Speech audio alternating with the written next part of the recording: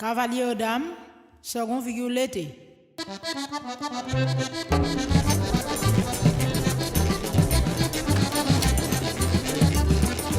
Prenez-moi dans mes vodas. Je demande qui vous êtes. Bonjour, je vous laisse vous présenter. Moi, je m'appelle Elliot. Je suis de la Guadeloupe, de Sainte-Anne. Et je fais le quadrille depuis je marche. Envoyez pour la promenade promenée. Je représente mon association Éclat d'or du Gosier, étant la présidente de cette association. Alors encore une fois, moi je veux vous dire, avec Annie Geneva, toute notre fierté de voir notre patrimoine culturel et immatériel réuni avec autant de ferveur sur le territoire national, évidemment, mais aussi au niveau international.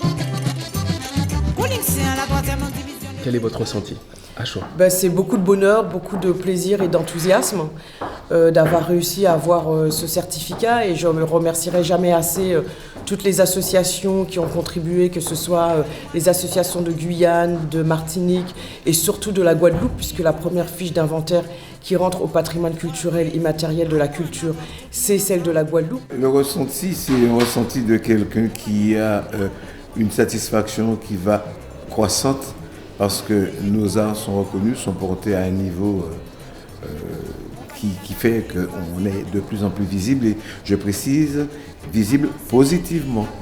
Quel était votre rôle dans cette reconnaissance à l'UNESCO? Eh bien, je suis la chercheuse en danse qui a rédigé cette fiche d'inventaire.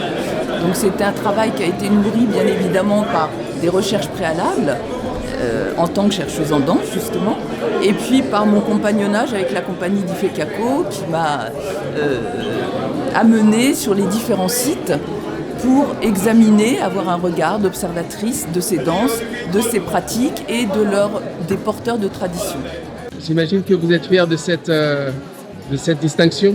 Ah oui, très très fière parce que je ne m'y attendais pas, parce que comme vous le savez, dans l'Hexagone, c'est moi qui ai poussé à connaître le quadrille, vraiment. Et maintenant, il y a plusieurs associations qui dansent le quadrille. Et aujourd'hui que nous avons ce diplôme, vraiment, ça m'a fait chaud au cœur et je ne m'y attendais pas.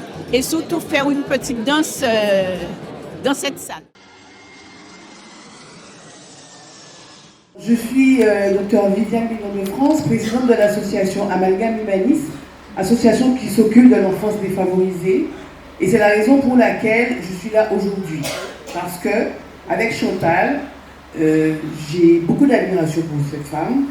Et je tiens à dire que son travail m'inspire beaucoup dans les actions que je mets en place pour mon association.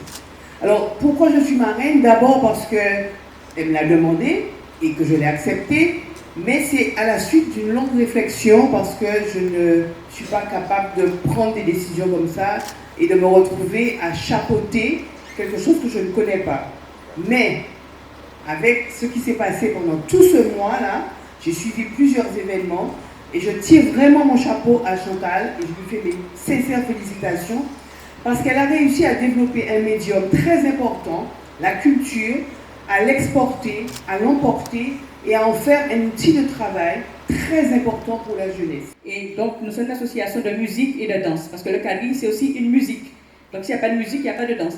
Et donc on se rend compte que le quadrille risque de disparaître justement faute de pratiquants des instruments de musique. Donc pour notre part, nous faisons le maximum pour préserver cette musique-là. C'est pour ça que nous organisons régulièrement des masterclass pour les instruments de musique. Nous faisons des initiations dans les écoles, aussi bien pour les instruments, c'est-à-dire le siyak, le tambour basse, le chacha, et également les initiations de danse. Donc on pense que la préservation passe par l'éducation pour les enfants. Je suis là très heureux, pas seulement par ce que j'ai vu, et on dit un grand merci à Mme Noël, que j'appréciais déjà sans l'avoir vu de près. Et aussi à Madame Nita Alfonso, qui a fait le lien entre mon association et vous, n'est-ce pas? Et nous disons que le quadrille est quelque chose de formidable. Et j'invite chaque fois que je le peux, tout un chacun à y participer, à prendre part, à apprendre. Je tiens à faire un hommage à Négos. Négos qui m'a poussé au commandement. Parce que la première fois que j'ai commandé, Négos était de passage en métropole. Et quand on a voulu danser le quadrille, j'ai sorti mon CD. Il m'a dit qu'on va faire avec ces biens-là. J'ai dit, mais il n'y a pas de commandeur. Je commence à apprendre, mais je n'ai jamais commandé avec un orchestre. Je travaillais chez moi. Il m'a dit, mais c'est sans commander. Alors, du coup, je me suis lancée avec lui. J'ai fait la première figure. Il m'a dit, si vous faites premier là, vous pouvez faire deuxième là. J'ai fait l'été, vous pouvez faire deuxième là, vous pouvez faire troisième là. J'ai fait la poule, mais comme la poule est compliquée, c'était timide. Mais il m'a dit, où qu'est arrivé? J'ai fait les 4 figures de quadrille avec Négos pour la première fois. Et je continue à faire le travail. Et j'espère que je continuerai encore longtemps si la santé me permet. Alors, tous les gens qui ont intervenu ont parlé de passation, de transmission, etc. Là, vous allez dire, ok, vous avez travaillé, vous avez eu le certificat, mais qu'est-ce que vous allez faire après? Donc, comment nous, on compte poursuivre avec l'équipe dont on vous a parlé, surtout Nita et Discali, mais nous, d'IFECACO, on portera ça après au niveau de l'organisation et de la logistique. Mais les acteurs vraiment des choses, c'est Nita et Discali. On veut mettre un peu en place un système de vulgarisation pour aussi expliquer. Transmission aussi par les instruments, par des spectacles aux jeunes et tout public. Yeah, dis-moi belle,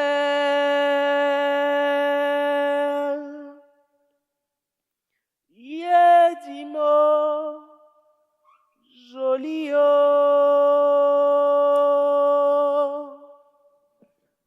ça qui compte en mots,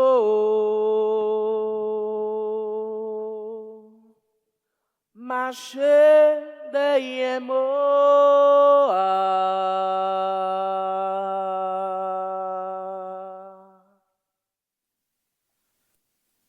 Renvoyez la chaîne pour les dames, décharnez la chaîne, cavalier.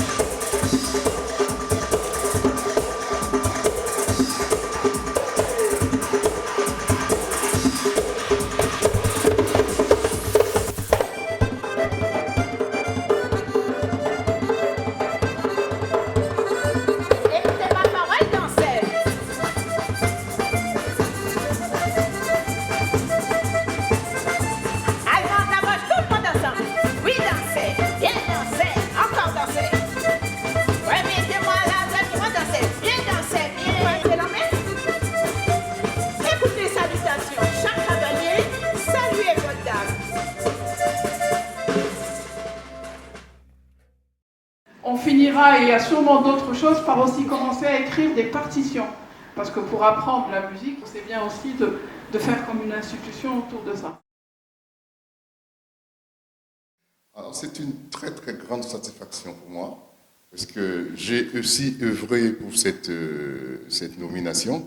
J'ai travaillé beaucoup avec différents historiens et des membres quand j'étais président de la fédération en 2020 et 2021.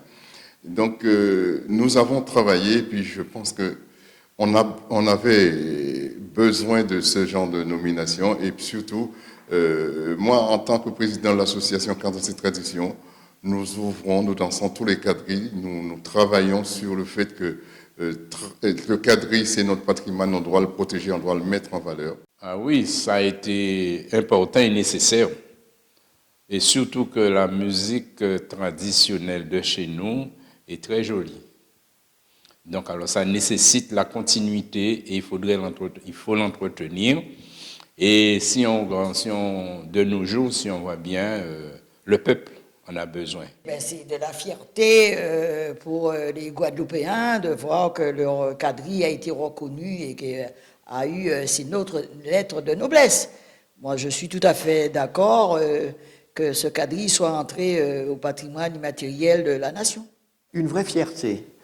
Une vraie fierté parce que c'est la continuation du travail entrepris par Félix Cotteron, qui a su fédérer une équipe autour de lui, qui a su faire comprendre l'importance du patrimoine culturel immatériel de Guadeloupe comme vecteur d'une identité. Oui, c'est une promotion, une très bonne chose pour faire évoluer, c'est-à-dire faire connaître la quadrille guadeloupéenne et singulièrement Marie-Galante à travers la France. Je ne pense pas qu'on va y aller obligatoirement à la transformation. Le problème avec nos plus grands, nos aînés, c'est que le quadrille, c'était, je le dis en créole, c'est bitin vieux monde, et les enfants n'étaient pas admis dans le monde du quadrille. Maintenant que je vais dans les écoles, je explique aux enfants le quadrille, leur apprends le quadrille, je les fais danser, ils sont contents, ils sont heureux d'être là. Il faut quand même des ouvertures pour permettre à ces gens-là de venir. Il faut quand même un lieu. Il y a des gens qui posent la question, mais pour l'instant, je n'ai pas cela. C'est ça mon grand souci, c'est ça. Ça prend un certain temps pour l'apprentissage. Donc, très certainement, pour transmettre, il faut du temps et il faut un lieu. Non, je pense que le quadrille tel qu'il est actuellement est très bien structuré. Puis nous avons les associations qui forment pratiquement tous les danseurs de quadrille. Et de plus en plus, nous voyons qu'il y a de plus en plus de jeunes qui s'intéressent au quadrille. C'est l'association Cadence Mag. C'est une jeune association qui initie les jeunes au niveau de la danse quadrille. Et comme je viens de créer une section quadrille à Ambition Marie-Galante, c'est Ambition quadrille, et on va faire de notre mieux pour, disons, initier les jeunes en ce sens. On est fiers qu'il y ait des relais de ce travail, initié par Félix Cotteron et par Reprise, et qu'il y ait un aboutissement vraiment visible qui permet de faire prendre conscience de l'importance de cet élément-là pour notre participation à une communauté plus large qui est pour l'instant la communauté française. Sans musique, il n'y a pas de quadrille. Nous sommes en train de voir comment monter une école de musique, de danse traditionnelle, et nous sommes en train de faire les démarches. L'accordéon, c'est l'outil incontournable qu'il faut avoir pour jouer la quadrille. Puisqu'il y avait le violon auparavant, maintenant, c'est plus le violon, c'est l'accordéon. Alors, on doit mettre en pratique, retrouver l'accordéon dans toutes les phases musicales qui existent, surtout au niveau de la quadrille, puisque le maître à jouer en tant qu'instrument, c'est l'accordéon. Je travaille dans les écoles pour les sensibiliser à l'accordéon et aussi dans les associations qui accueillent des enfants sur leur temps de loisirs pour leur apprendre l'accordéon.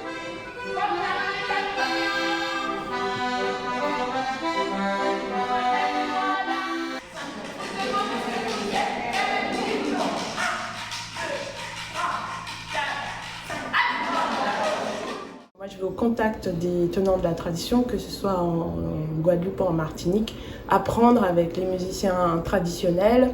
Je les enregistre, je les filme et puis aussi je recueille des partitions et les transcris.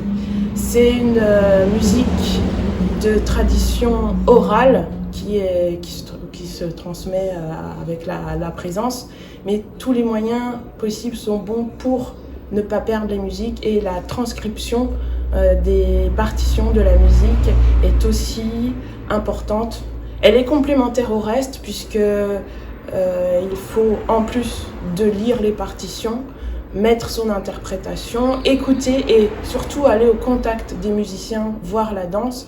Parce que c'est comme dans le Grouka, on parle du sentiment Grouka, il faut avoir vécu des choses pour pouvoir les interpréter et les ressortir. C'est la même chose dans le quadrille. Évidemment, la partition ne suffira pas, mais c'est un moyen comme un autre de transmission.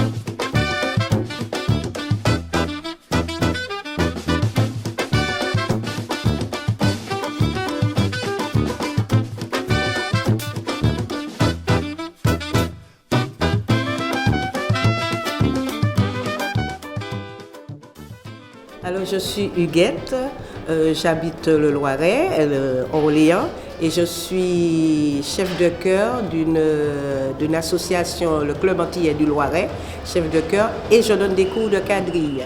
Alors, Huguette, qu'est-ce que vous venez faire ici aujourd'hui à l'Assemblée nationale?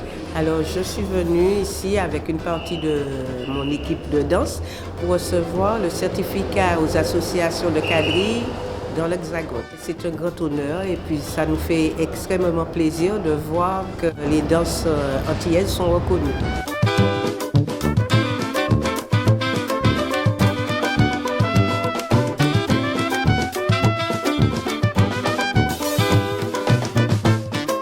Je m'appelle Marie-Laure Carbonel, je suis présidente de l'association Créole Cadence qui est située à Strasbourg. Je viens pour danser le quadrille aujourd'hui. Pour moi, ça représente un honneur en fait de pouvoir représenter cette danse, de savoir que voilà, elle va être reconnue et que ça va faire partie d'un patrimoine.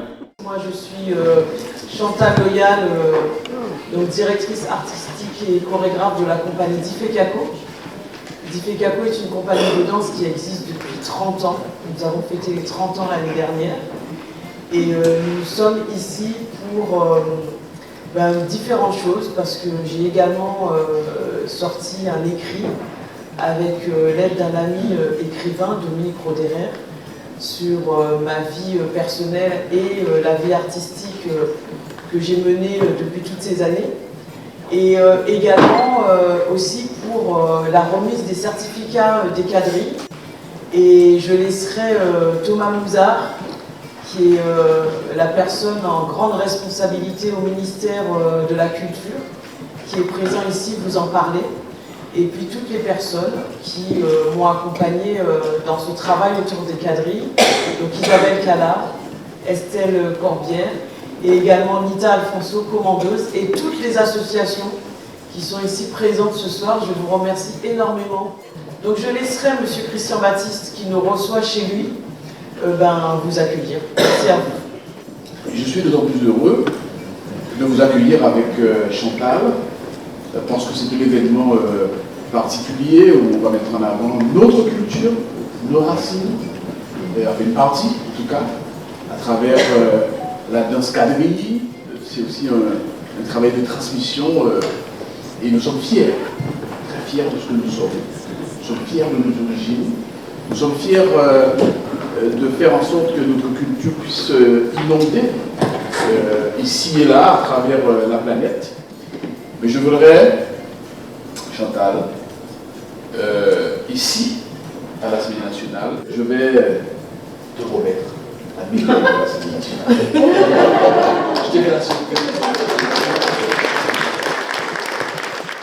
Je m'appelle Estelle Corbière et moi je suis ce qu'on appelle notatrice du mouvement, la vanne. C'est un système d'écriture qui permet d'écrire des partitions de mouvement. J'ai été sollicitée pour pouvoir écrire les quadrilles, les partitions de quadrilles. Mon travail, c'est observer et repérer des éléments qui constituent la danse pour pouvoir les mettre sur du papier, pour pouvoir faire trace. Bonjour Françoise, qu'est-ce que vous pensez de cet événement? Qu'est-ce que ça représente pour vous? Pour moi, c'est une belle évolution. C'est un grandissement énorme et j'apprécie énormément ce que Chantal Loyal fait. Pour nous, c'est pour la communauté, c'est pour le peuple, pas seulement antillais, mais tout le peuple en soi, quoi. Et donc pour moi, c'est une belle œuvre et je lui dis bonne continuation.